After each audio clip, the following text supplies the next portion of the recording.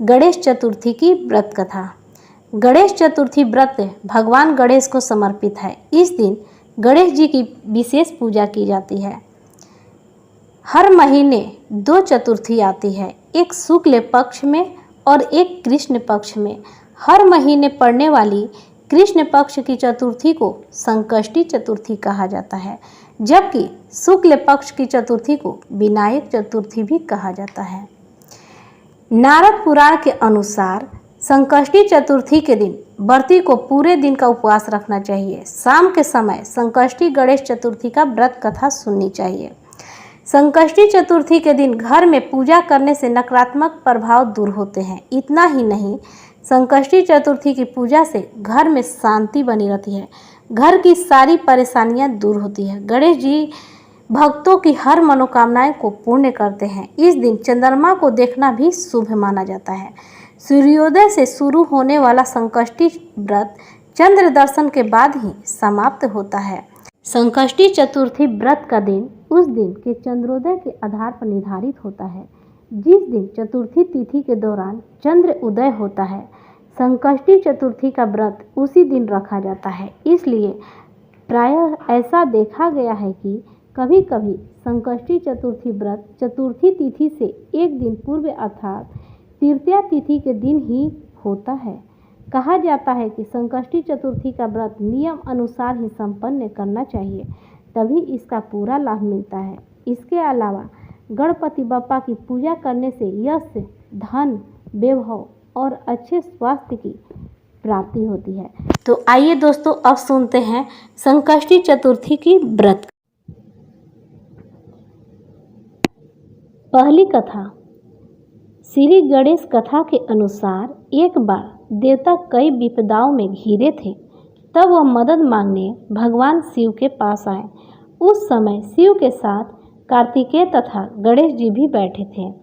देवताओं की बात सुनकर शिव जी ने कार्तिकेय व गणेश जी से पूछा कि तुम में से कौन देवताओं के कष्टों का निवारण कर सकता है। तब कार्तिकेय व गणेश जी दोनों ही स्वयं को इस कार्य के लिए सक्षम बताया।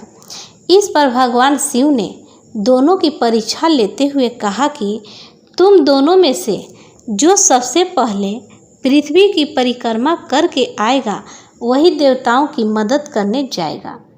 भगवान शिव के मुख से यह वचन सुनते ही कार्तिकेय वह अपने वाहन मोर पर बैठकर पृथ्वी की परिक्रमा के लिए निकल गए, परंतु गणेश जी सोच में पड़ गए कि वह चूहे के ऊपर चढ़कर सारी पृथ्वी की परिक्रमा कैसे करेंगे, तो इस कार्य में उन्हें बहुत समय लग जाएगा। तभी उन्हें एक उपाय सूझा। गणेश जी अपने स्थान से उठे और अपने माता पिता की 7 बार परिक्रमा करके वापस बैठ गए। परिक्रमा करके लौटने पर कार्तिकेय स्वयं को विजेता बताने लगे। तब शिव जी ने श्री गणेश से पृथ्वी की परिक्रमा न करने का कारण पूछा। तब गणेश जी ने कहा कि माता पिता के चरणों में ही समस्त लोक है। यह सुनकर भगवान शिव ने गणेश जी को देवताओं के संकट दूर करने की आज्ञा दी। इस प्रकार भगवान शिव ने गणेश जी का आशीर्वाद दिया कि चतुर्थी के दिन जो भी तुम्हारा पूजन करेगा और रात्रि में चंद्रमा को अर्घ्य देगा, उसके तीनों ताप यानी दैहिक ताप, दैविक ताप तथा भौतिक ताप दूर होंगे। इस व्रत को करने से व्रतधारी के सभी तरह के दुख दूर होंगे और उसके जीवन में भौतिक सुखों की प्राप्ति होगी। चारों तरफ से मनुष्य की सुख समृद्धि बढ़ेगी, पुत्र पौत्रादि धन ऐश्वर्य की कमी नहीं रहेगी। गणेश चतुर्थी व्रत की दूसरी कथा। एक समय की बात है, राजा हरिश्चंद्र के राज्य में एक कुम्हार था। वह मिट्टी के बर्तन बनाता था, लेकिन वे कच्चे रह जाते थे। एक पुजारी की सलाह पर उसने इस समस्या को दूर करने के लिए एक छोटे बालक को मिट्टी के बर्तनों के साथ आवा में डाल दिया। उस दिन संकष्टी चतुर्थी का दिन था। उस बच्चे की माँ अपने बेटे के लिए परेशान थी। उसने गणेश जी से बेटे की कुशलता की प्रार्थना की। दूसरे दिन जब कुम्हार ने सुबह उठकर देखा तो आवा में उसके बर्तन तो पक गए थे, लेकिन बच्चे की बाल भी बाका नहीं हुआ था। वह डर गया और राजा के दरबार में जाकर सारी घटना बताई। इसके बाद राजा ने उस बच्चे और उसकी माँ को बुलवाया, तो माँ ने सभी तरह के विघ्न को दूर करने वाली संकष्टी चतुर्थी का वर्णन किया। इस घटना के बाद महिलाएं संतान और परिवार की सौभाग्य के लिए संकट चौथ का व्रत करने लगे। तीसरी कथा। एक समय की बात है कि विष्णु भगवान का विवाह लक्ष्मी जी के साथ निश्चित हो गया। विवाह की तैयारी होने लगी। सभी देवताओं को निमंत्रण भेजे गए, परंतु गणेश जी को निमंत्रण नहीं दिया गया। कारण जो भी रहा हो, अब भगवान विष्णु की बारात जाने का समय आ गया। सभी देवता अपनी पत्नियों के साथ विवाह समारोह में आ गए। उन सब ने देखा कि गणेश जी कहीं दिखाई नहीं दे रहे हैं। तब वे आपस में चर्चा करने लगे कि क्या गणेश जी को नहीं न्योता है या स्वयं गणेश जी ही नहीं आए हैं। सभी को इस बात पर आश्चर्य होने लगा। तभी सब ने विचार किया कि विष्णु भगवान से ही इसका कारण पूछा जाए। विष्णु भगवान से पूछने पर उन्होंने कहा कि हमने गणेश जी के पिता भोलेनाथ महादेव को न्योता भेजा है। यदि गणेश जी अपने पिता के साथ आना चाहते तो आ जाते, अलग से न्योता देने की कोई आवश्यकता भी नहीं थी। दूसरी बात यह है कि उनको 1.25 मन मूंग, 1.25 मन चावल, 1.25 मन घी और 1.25 मन लड्डू का भोजन दिन भर में चाहिए। यदि गणेश जी नहीं आएंगे तो कोई बात नहीं, दूसरे के घर जाकर इतना सारा खाना पीना अच्छा भी नहीं लगता। इतनी वार्ता कर ही रहे थे कि किसी एक ने सुझाव दिया, यदि गणेश जी आ भी जाएं तो उनको द्वार पर बनाकर बैठा देंगे कि आप घर की याद रखना। आप तो चूहे पर बैठकर धीरे धीरे चलोगे तो बारात से बहुत पीछे रह जाओगे। यह सुझाव भी सबको पसंद आ गया, तो विष्णु भगवान ने भी अपनी सहमति दे दी। ना क्या था कि इतने में गणेश जी वहां आ पहुँचे और उन्हें समझा बुझाकर घर की रखवाली करने बैठा दिया गया। बारात चल दी। तब नारद जी ने देखा कि गणेश जी तो दरवाजे पर ही बैठे हुए हैं, तो वे गणेश जी के पास गए और रुकने का कारण पूछा। गणेश जी कहने लगे कि विष्णु भगवान ने मेरा बहुत अपमान किया है। नारद जी ने कहा कि आप अपनी मूषक सेना को आगे भेज दे तो वह रास्ता खोद देगी, जिससे उनके वाहन धरती में धंस जाएंगे।